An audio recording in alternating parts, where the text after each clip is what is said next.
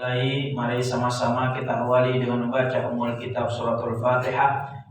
Kita mohon kepada Allah Subhanahu wa Ta'ala, mudah-mudahan Allah selalu mengampuni dosa-dosa kita dan dosa-dosa kedua orang tua kita, guru-guru kita, saudara-saudara kita, kaum muslimin dan muslimat. Allah berikan kita, anak-anak kita, keluarga kita taufik dan hidayah serta ilmu yang bermanfaat, rezeki yang halal, yang banyak dan berkah, dimudahkan dalam segala urusan kita, dilancarkan usaha kita, disehatkan badan kita, dan dimatikan kita dalam keadaan husnul khatimah. Dan mudah-mudahan wabah corona cepat diangkat oleh Allah Subhanahu wa Ta'ala sebelum datangnya bulan suci Ramadan. Ala hadhihi niyyah wa ala kulli niyyatin salihah wa ila hadratin nabi al-fatihah. A'udzu billahi minasy syaithanir rajim. Bismillahirrahmanirrahim. Alhamdulillahi rabbil alamin. Arrahmanir rahim. Maliki yaumiddin. Iyyaka na'budu wa iyyaka nasta'in. Ihdinas siratal mustaqim. Siratal ladzina an'amta 'alaihim ghairil maghdubi 'alaihim waladdallin. Rabbighfir lana wa liwalidayna amin. Kita buka halaman 21, hadis ke-8. Hadis ke-8.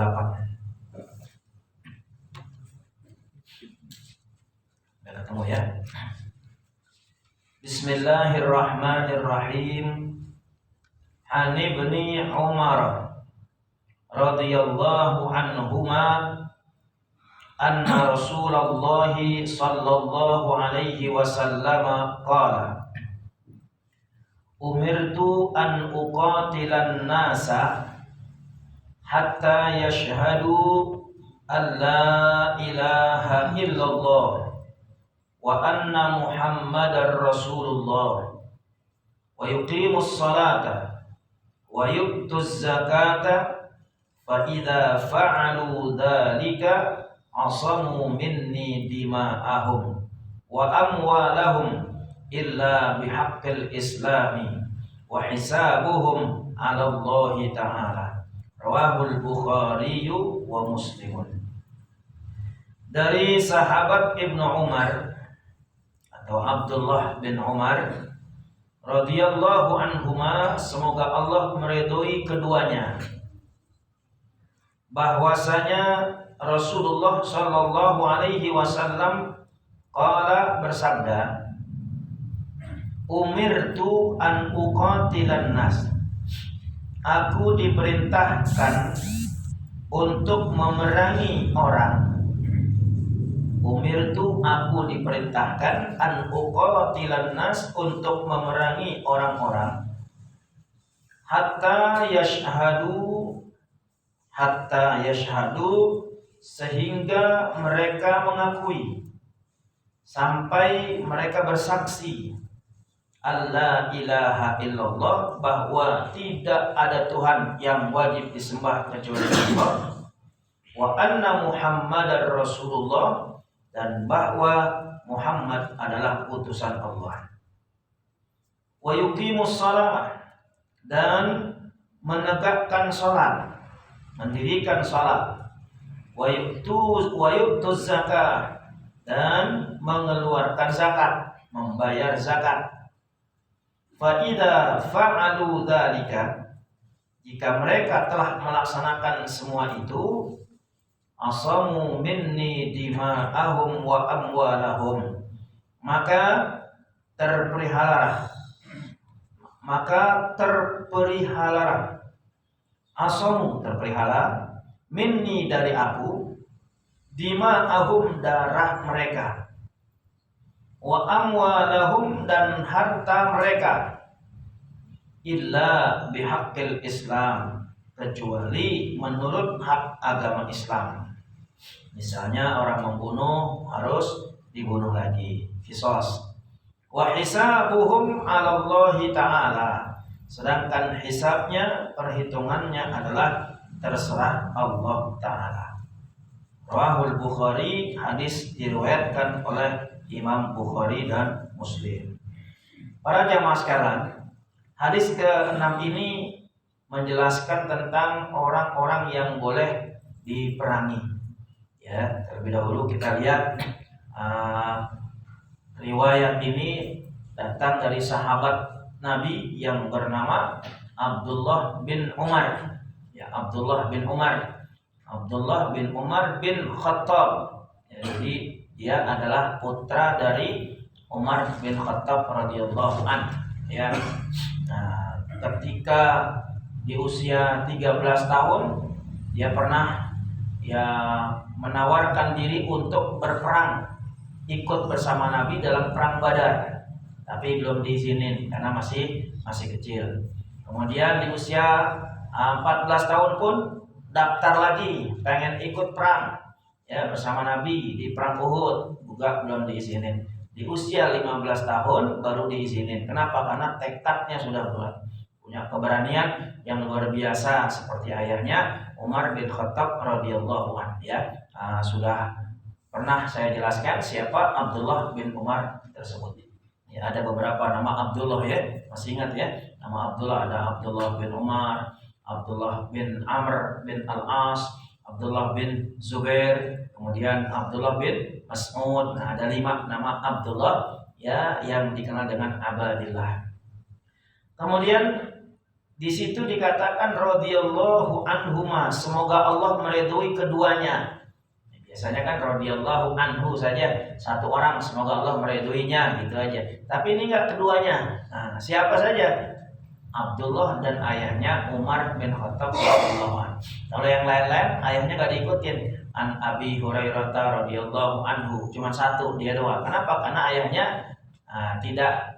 belum dalam keadaan Islam.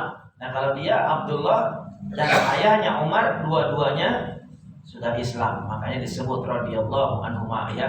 Karena ucapan radhiyallahu anhuma ya itu adalah merupakan doa semoga Allah meridhoinya. Kita cuma tahunya RA ya, Umar bin Khattab RA apa?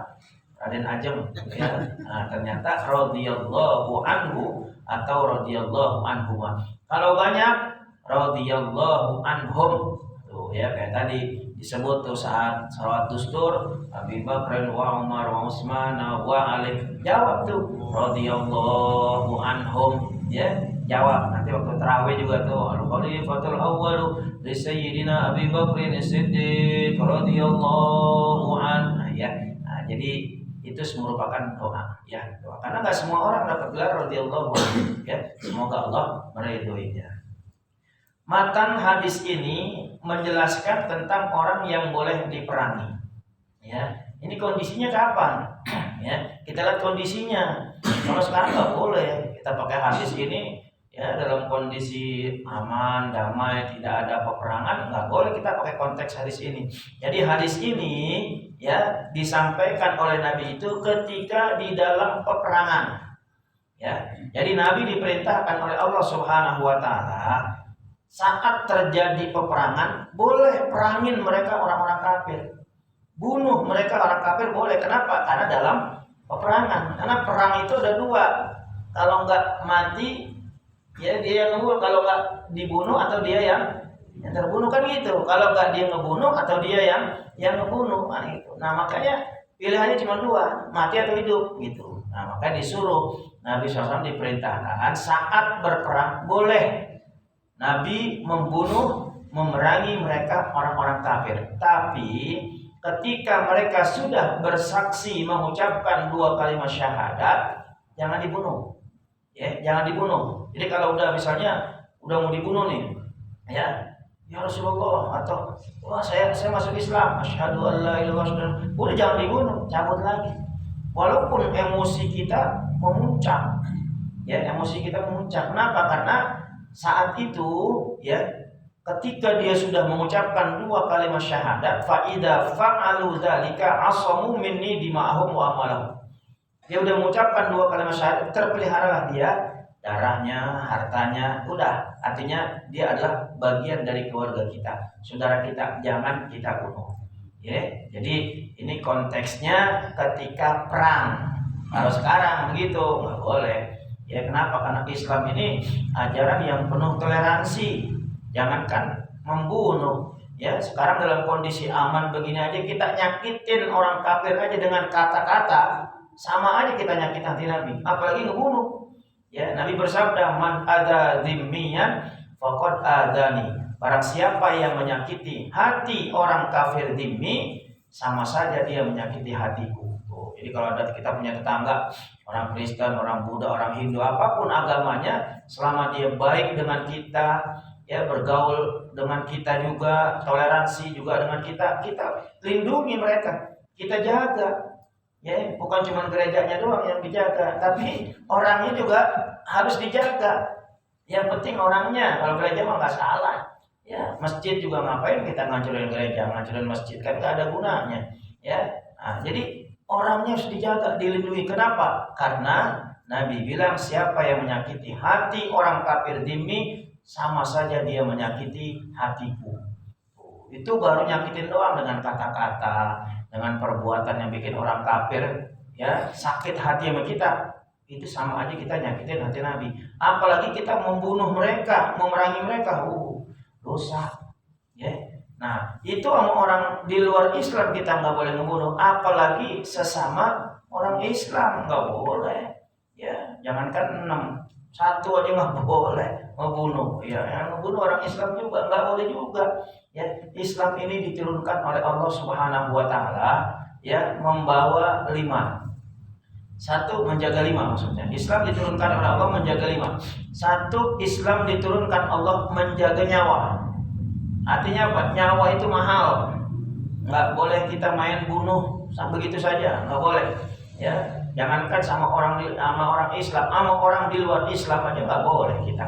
Ya, makanya kadang-kadang kita suka malu kalau melihat ada orang Islam perang sama orang Islam berantem, yang satu nyebut Allahu Akbar, yang satu lagi nyebut Allahu Akbar. Nah, ya, yang mana yang benar? Nah, itu semuanya nanti Allah yang menilai kebenaran itu di mana, ya. Yang jelas al-qatil wal maqtul finnar. Orang yang ngebunuh dan orang yang dibunuh dua-duanya masuk neraka. Sehingga sahabat bertanya, "Ya Rasulullah, ma balul maqtul?" Ya bagaimana keadaan orang yang dibunuh? Kalau yang ngebunuh udah pasti dia masuk neraka karena dia ngebunuh. Bagaimana dengan orang yang terbunuh? Kata Rasulullah, sebenarnya dia juga mau membunuh, cuman dia kalah.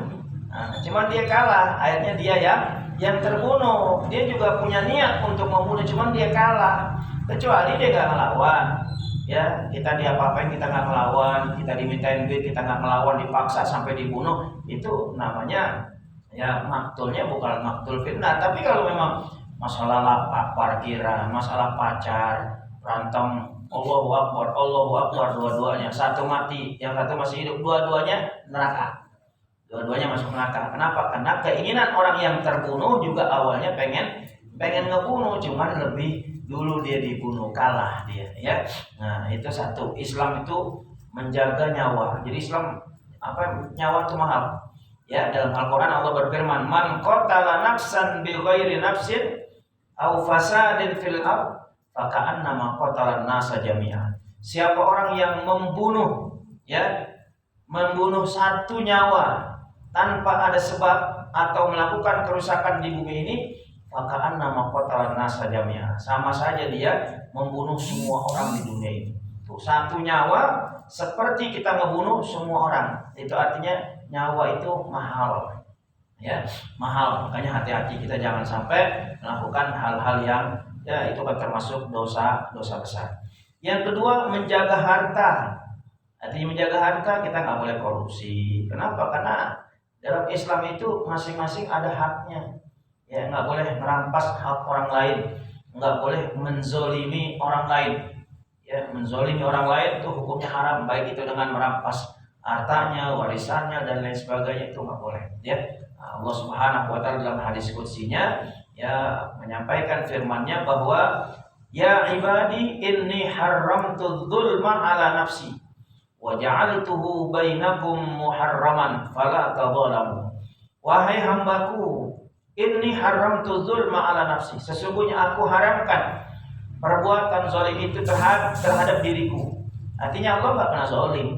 Ya, kalau ada manusia yang kena musibah, celaka, itu bukan karena Allah zalim, tapi karena kita sendiri yang zalim.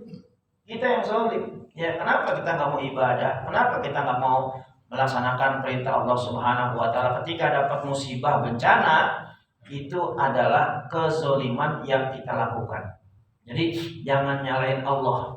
Faman wajada khairan falyahmadillah. Siapa yang hidupnya di dunia ini mendapatkan kebaikan, falyahmadillah, dia bersyukur, memuji Allah, alhamdulillah.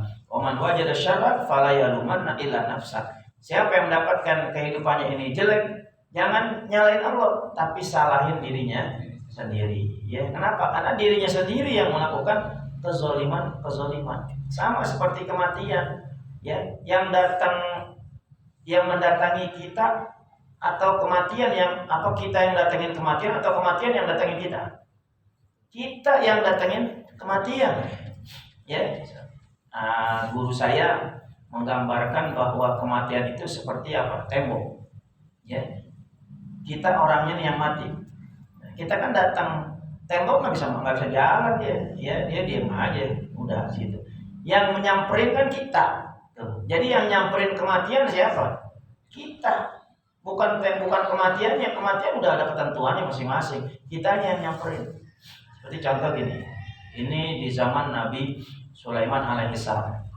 Ketika Nabi Sulaiman sedang asik ngobrol sama beberapa tamunya, ada yang mengatakan wazirnya, menteri-menterinya, tiba-tiba datang seorang tamu yang nggak dikenal, ngajak ngobrol Nabi Sulaiman. Ngobrol panjang lebar. Tapi di saat ngobrol, tatapan tamunya ini mengarah kepada seseorang. Dilihatin aja itu. Nah, ini orang yang dilihatin kan ketakutan. Ini orang ngeliatin gue mulu, kenapa sih? Matanya tajam banget lagi, serem banget. Ya, nah, udah selesai pulang. Ya, kemudian ini tamunya Nabi Sulaiman atau wazirnya di antara menterinya. Nah, kemudian nanya sama Nabi Sulaiman, ya Nabi Allah, itu tadi siapa sih sebenarnya? Ya, tatapan matanya tajam banget, bikin saya takut, ngeliatin saya mulu. Siapa dia?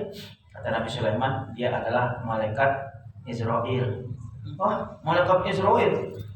Serem banget. Ya, mau ngapain dia? Dia mungkin mau nyabut nyawa engkau. Waduh, makin takut dia. Dibilang mau nyabut nyawanya, dia makin takut. Akhirnya dia bilang begini, ya Nabi Allah, saya takut. Ya, saya nggak mau mati dulu. Ya, saya pengen bagaimana dengan cara engkau kan punya mukjizat, dengan angin bisa mindahin orang ke satu tempat dengan cepat. Saya pengen ke India aja. Tolong tiup saya dengan angin biar saya pergi ke India. Kata Nabi Sulaiman, benar nih. Iya benar. Udah ditiup Nabi Sulaiman sampai dia di India. Malaikat Israel udah nungguin di India. Kenapa? Emang takdirnya dia matinya di mana? Di India. Allah tentuin dia matinya di India. Ya udah ditungguin di sana. Coba kalau dia nggak datang. Dia nggak datang ini nggak bakal mati. Malaikat Israel nungguin, nggak datang. Kata Israel, nah emang ini yang gue tungguin. Ya datang sih. Artinya siapa yang nyamperin? Kita ini manusia yang nyamperin kematian. Israel ini cuma tugas nyambut doang, yang nyamperin. Gue mah tinggal nunggu doang. Ya, itu kematian ya sama. Artinya kita nggak boleh melakukan kezaliman. Kezaliman yang kita lakukan, ya itu akan membuat bahaya buat kita. Ya, jadi yang kedua, Islam menjaga harta, diturunkan Allah menjaga harta. Tidak boleh korupsi, ya apalagi hak warisan keluarga kita nggak boleh serakah. Nah itu udah aturannya ya. Kemudian yang ketiga, Islam menjaga kehormatan. Artinya kita sesama orang Islam nggak boleh saling menghina, saling mencaci maki dan lain sebagainya. Kenapa? Karena masing-masing punya kelebihan. Ketika ada orang yang kita hina, dia sakit ini, begini, ya pada dasarnya dia punya kelebihan yang kita nggak punya. Ya, masing-masing orang itu ada kelebihan dan kekurangannya. Yang kita punya, orang lain belum tentu punya. Yang orang punya, belum tentu kita punya. Makanya kita nggak boleh saling memusuhi, saling menghina di antara kita. Kita mau dia orang di luar Islam juga nggak boleh juga, haram. Kemudian yang keempat, Islam menjaga keturunan. Islam menjaga keturunan. Artinya bahwa di dalam Islam ini kalau kita pengen punya keturunan harus melalui proses pernikahan. Ya, jangan nggak pakai nikah. Kalau nggak pakai nikah ya nanti keturunannya anak siapa? Ya, nggak jelas birnya. Makanya harus jelas. Disitulah Islam yang mengadakan pernikahan, undang-undang pernikahan yang begitu luar biasa, sangat sakral, ya, dan bukan cuma 2 orang saksi yang dianggapnya, bahkan semua yang hadir, bahkan malaikat yang ada saat itu semuanya menjadi saksi, ya, tentang pernikahan tersebut. Kenapa? Karena pentingnya pernikahan. Ya, jangan sampai terjadi kehamilan di luar nikah, sehingga nanti anaknya nih binnya nggak jelas, ya, binti. Kalau udah ketahuan binti kan berarti dia nggak punya bapak dong. Ya, Isa binti Maryam nggak punya bapak, tapi itu jelas. Kalaupun nggak punya, ya, Isa binti Maryam, Nabi Isa nggak punya bapak, jelas. Kenapa? Karena emang itu adalah salah satu bentuk kekuasaan Allah Subhanahu wa taala yang Allah perlihatkan kepada umat manusia. Ya, itu bisa Maryam, ya, melahirkan tanpa seorang laki-laki, nggak punya suami, dia bisa melahirin. Cuman itu doang. Ya, kalau di zaman setelah itu nggak ada orang yang lahir tanpa suami, tanpa ayah, kagak ada. Yang ada juga es cendol pakai kelapa, orang cendol nggak punya bapak, alias Hamdan. Nah, yang ada begitu, ya. Nah, itu yang dikhawatirkan. Makanya hukum zina itu berat. Hukum zina itu berat. Zina ada berapa ya? Ada 2. Ada zina muhsan, ada zina ghairu muhsan. Ada zina orang yang melakukan itu masih rawan, ya, masih bujangan. Nah, hukumnya bagaimana? Hukumnya dijilid. Jadi kalau orang belum pernah nikah, masih perawan, masih bujangan, kemudian dia berzina, hukumnya dijilid. Dijilid itu dicambuk 100 kali. Az-zaniyatu waz-zani fajlidu kulla wahidin minhuma mi'ata jaldah. Wanita pezina dan laki-laki pezina hendaklah dijilid sebanyak 100 kali, ya. Nah, setelah 100 kali kemudian diasingkan di satu tempat yang jarak jauh, yang sudah diperbolehkan jamak qasar, udah setahun. Nanti kalau dia udah selesai 1 tahun, udah boleh balik lagi tuh ke kampung. Untuk apa? Untuk membersihkan dirinya. Itu kalau orang yang masih bujangan atau belum pernah nikah. Tapi kalau orang yang udah pernah nikah, ya, laki atau perempuan yang udah punya nikah, apalagi selingkuh, dia punya istri, punya suami, ketika dia berzina, hukumnya bukan dijilid lagi, tapi dirajam. Ya, dirajam sampai mati. Dirajam sampai mati. Harus begitu, itu ketentuan. Kenapa? Karena dosa besar orang yang melakukan zina tersebut. Ya, jadi kalau yang belum pernah nikah dijilid 100 kali cambukan, kemudian diasingkan. Nah, kalau orang yang sudah pernah menikah, itu dirajam, ya, sampai mati. Ya, sampai mati. Di zaman Nabi ada seorang wanita yang dia berzina, kemudian dia hamil, ya, dia bilang, ya Rasulullah, aku berzina, ya, aku mau dihukum, aku minta hukuman. Kata Rasulullah, kandunganmu berapa bulan? Baru 2 bulan ya Rasulullah. Ya udah, di ini dulu, ya, dijaga dulu sampai nanti lahir. Begitu udah lahir, dia bawa ke Rasulullah. Kata Rasulullah, dari dulu, nanti susui dulu, ya. Begitu dia udah selesai menyusui, udah rapi, ya Rasulullah, bagaimana? Dirajam sama Rasulullah sampai mati, ya. Kuburannya wangi, ya. Kalau orang-orang yang artinya dia sudah terbebas dari dosa karena dia sudah bertobat dengan taubatan nasuha, kuburannya wangi. Beda dengan kuburan-kuburan yang orang yang berzina kemudian matinya bukan karena taubat, itu masya Allah, ya, alhamdulillah, bau, ya, busuk, ya. Nah, kemudian yang kelima, Islam itu menjaga akal. Artinya bahwa kita nggak boleh minum minuman keras, karena minuman keras itu adalah menghilangkan akal kita. Kullu muskirin haram. Setiap yang memabukkan, yang membuat akal kita hilang, itu haram hukumnya, ya. masyarakat. Jadi itu luar biasanya Islam. Jadi Islam ini agama yang penuh toleransi.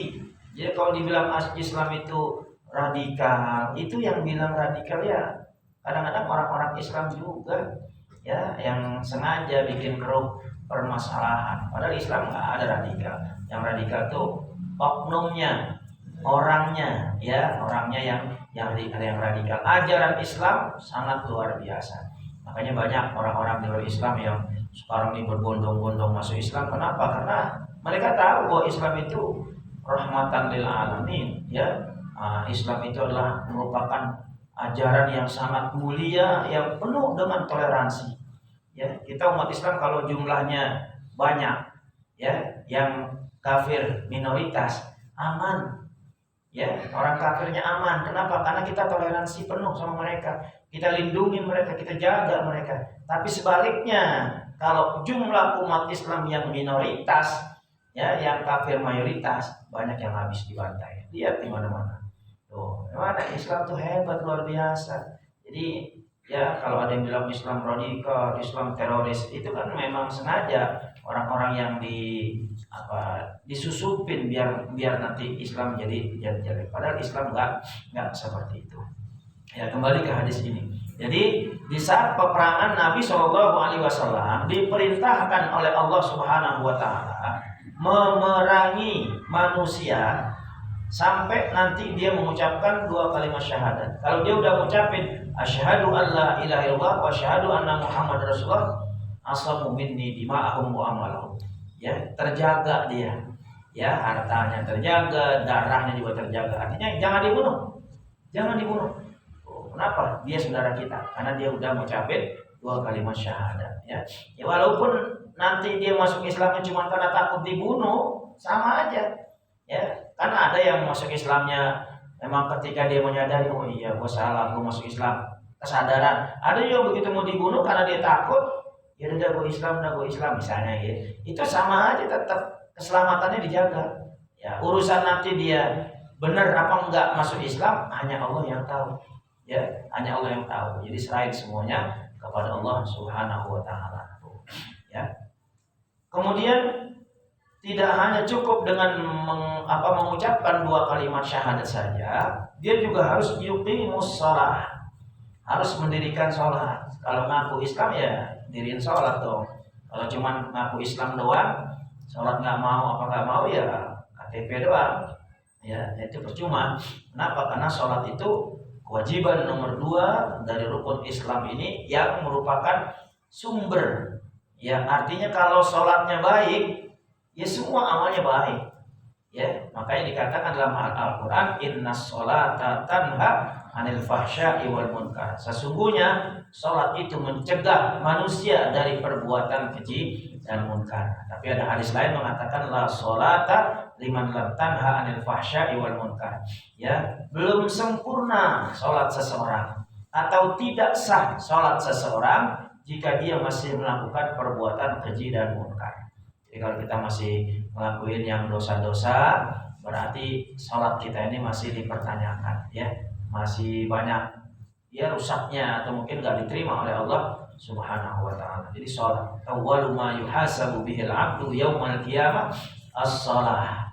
Perkara yang pertama kali nanti akan dipertanggungjawabkan di hadapan Allah adalah sholat, bukan puasa, bukan zakat, bukan haji, tapi sholat. Ya, makanya ya, yuk kita perbaiki sholat kita. Ya, apalagi kalau sholat berjamaah udah lebih enak tuh, ya. Kalau sholat kita sendiri merasa kurang nyaman, ya kurang sempurna, ya ke masjid ikut berjamaah, biar semuanya ditanggung sama imam. Jadi kan kalau kita lebih enak dan pahalanya pun beda. Sholat sendiri dengan sholat berjamaah, ya, bedanya 27 derajat. Kemudian wayutuz zakat. Tidak cukup dengan mengucapkan 2 kalimat syahadat, tidak cukup dengan mendirikan sholat saja, wayutuz zakat. Tapi juga mau mengeluarkan zakat. Nah, kenapa? Karena ya kehidupan manusia itu kalau dengan adanya zakat artinya saling berbagi, itu akan aman. Ya, akan aman dan stabilitas keamanan juga kalau orang hidup sudah kecukupan, ya, nah, insya Allah nggak akan maling, nggak ada copet, nggak ada merampok, nggak ada. Kenapa? Karena kehidupannya sudah cukup. Nah, dari mana untuk mencukupi kehidupan tersebut? Yu'tuz zakat, mengeluarkan zakat. Maka di zaman Nabi SAW itu zakat begitu digalakkan, ya, begitu digencarkan. Orang-orang kaya didatangi nama Nabi zakatnya, bagi mereka yang fuqara masakin itu kehidupannya mantap, artinya nggak merasa kekurangan, ya. Kenapa? Karena zakatnya dikeluarkan. Cuman sayang begitu Nabi SAW meninggal dunia, ya, pecah waktu itu menjadi 3 golongan. Satu, orang-orang yang murtad, keluar dari agama Islam, ya, yang tadinya udah Islam di zaman Nabi, kemudian setelah Nabi wafat, Nabi meninggal, murtad dia, keluar dari agama Islam. Kemudian yang kedua, orang yang mengaku sebagai Nabi, ya, setelah Nabi Muhammad wafat, nah, timbul tuh orang-orang yang mengaku dirinya sebagai Nabi, gitu. Nah, kemudian yang ketiga, orang-orang yang tidak mau membayar zakat. Nah, 3 golongan ini diperangin, ya, oleh siapa? Oleh Abu Bakar dan sahabat-sahabat yang lain. Kenapa? Karena berbahaya, ya. Orang murtad, ya, yang mengaku Nabi juga diperangin, ya, diperangin juga. Nah, kemudian orang yang tidak mau mengeluarkan zakat juga diperangin karena mereka itu membahayakan. Fa idza fa'alu dzalika asamu minni dima'ahum. Apabila mereka telah melakukan semua itu, ya, udah mengucapkan 2 kalimat syahadat, ya, atau melaksanakan sholat dan juga membayar zakat, maka terpeliharalah dia darahnya dan hartanya. Jadi jangan kita apa-apain. Illa bihaqqil Islam, kecuali, ya, menurut ketentuan agama Islam. Ya, bagaimana ketentuannya, haknya? Ya, kalau dia nggak bunuh ya harus dibunuh lagi. Kalau dia korupsi ya hartanya diambil. Nah, artinya illa bihaqqil Islam, kecuali hukum yang berlaku sesuai dengan syariat Islam. Ya, yang kayak tadi tuh, orang membunuh dibunuh lagi. Ya, kenapa kisos? Orang berzina ya dijilid atau dirajam, itu bihaqqil Islam. Nggak peduli dia siapa, kayak nggak peduli, ya. Karena Nabi juga ketika terjadi pencurian kalung emas, ya, yang ternyata yang mencuri itu adalah anak seorang panglima. Sahabat-sahabat yang lain nutup-nutupin, itu jangan kasih tahu Nabi. Kalau Nabi tahu, marah, bahaya nih, bisa dihukum mati, ya. Tapi akhirnya berita pencurian tersebut terdengar oleh Nabi SAW. Kemudian Nabi panggil tuh semua, ya, dipanggil semua Nabi. Inilah yang membuat hancurnya umat-umat terdahulu. Apabila ada orang-orang yang mulia, ada orang-orang terhormat, dia mencuri, tidak dilaksanakan hukum. Tetapi ketika ada orang susah, ya, orang lemah yang mencuri, langsung diambil hukuman. Ya, wallahi, demi Allah, lau anna Fatimah binta Muhammadin syaraqat laqata'tu yadaha.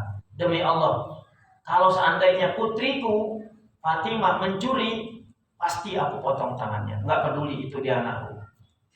Itu ketegasan Nabi. Artinya illa bihaqqil Islam, biar dia saudara kita, teman baik kita. Kalau dia salah, hukuman harus, ya, ditekan. Sekarang kan enggak. Kalau kelompok-kelompoknya dia, ya, mencibir, menghina, nggak ada apa-apain. Tapi giliran orang-orang kita nggak ngapa-ngapain, comot, ya, pagi ngomong, sore udah dibawa. Nah, itu, ya, berarti dia nggak konsekuen, nggak adil, ya. Kalau Islam luar biasa, illa bihaqqil Islam. Wa hisabuhum 'ala Allah. Soal nanti perhitungan dia benar apa salah itu urusan Allah. Ya, urusan Allah. Dia ikhlas nggak berjuang, urusan Allah.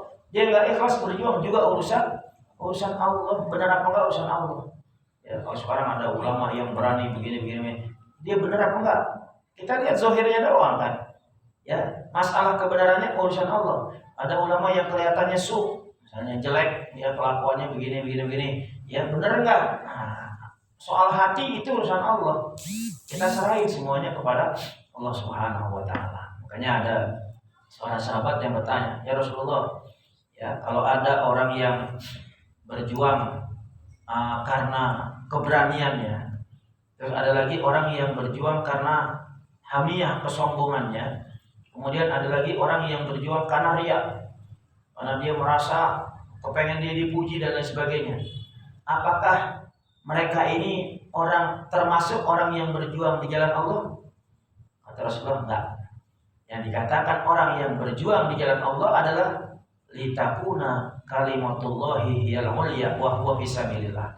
Orang yang berjuang untuk menegakkan kalimat Allah semata yang tegak di bumi ini, itulah orang yang berjuang fisabilillah. Ya, yang berjuang fisabilillah. Jadi kalau yang berjuang karena semata-mata ya uang, ya karena penghormatan kekuasaan, ya Allah alam. Jadi wahisabuhum Allah, perhitungannya itu adalah kita serahin semua kepada Allah Subhanahu wa taala. Rawahul Bukhari wa Muslim, hadis diriwayatkan oleh Imam Bukhari dan Muslim. Sampai sini ada yang mau ditanya?